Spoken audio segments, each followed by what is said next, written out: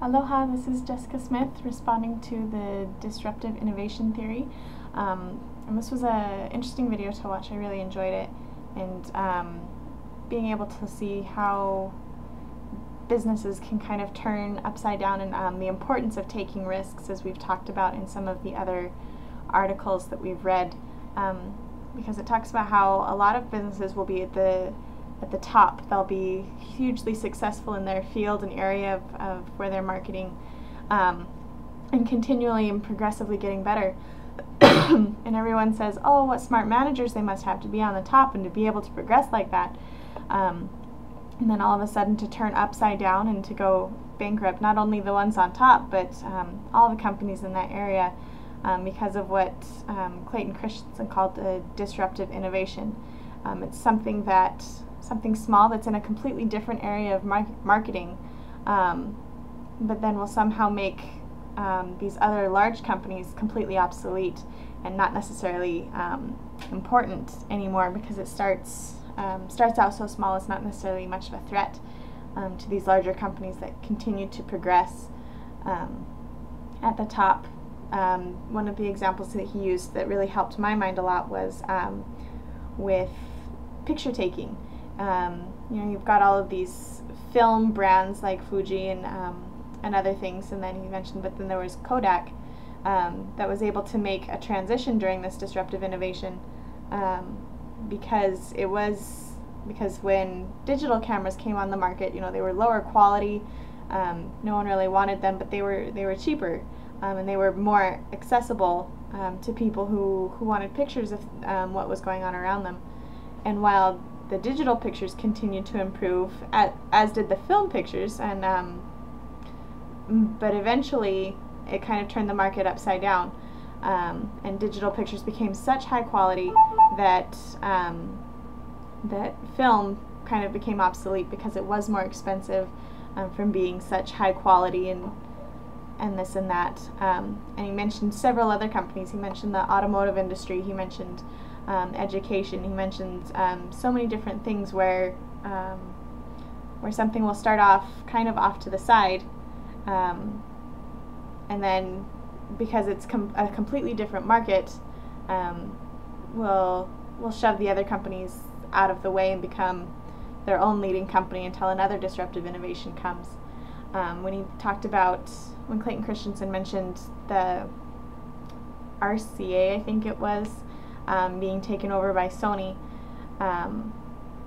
we talked about it a little bit in class. I'm a little late on this video, but how they tried to buy them out, but you can't necessarily merge these two companies because they're something completely different.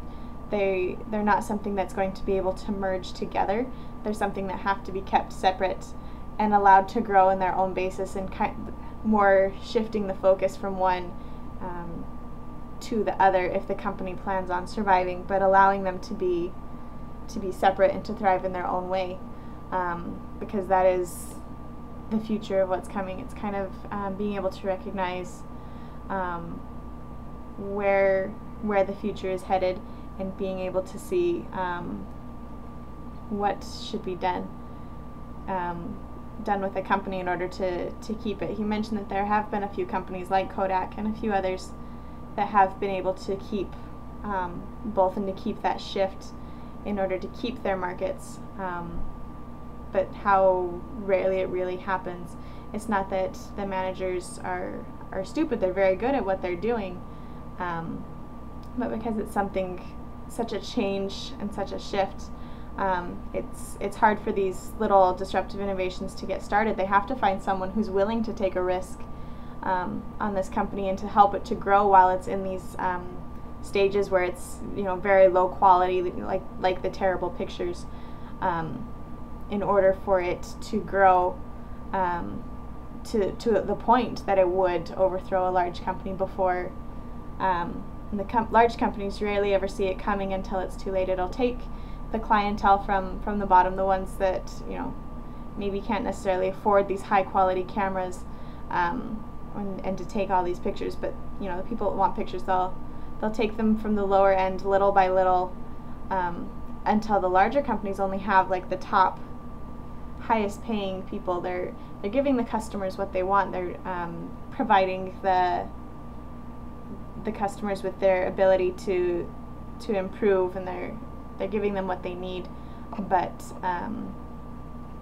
then all of a sudden people can change what they want, which is why it's kind of important to recognize and to take a risk on something new, because people are always fascinated by new ideas and things that are up and coming, and especially with the constant struggle that goes on within society between standardization and being fit to the needs and wants of an individual. Customization, standardization versus customization, being an argument. And if it becomes too good, if it becomes too standardized in a sense, people are going to want something a little bit more customized, which is what these large companies are trying to do. But it gets so expensive that they're trying to customize everything that people will eventually switch to this disruptive innovation, which starts out kind of in left field, but is still connected enough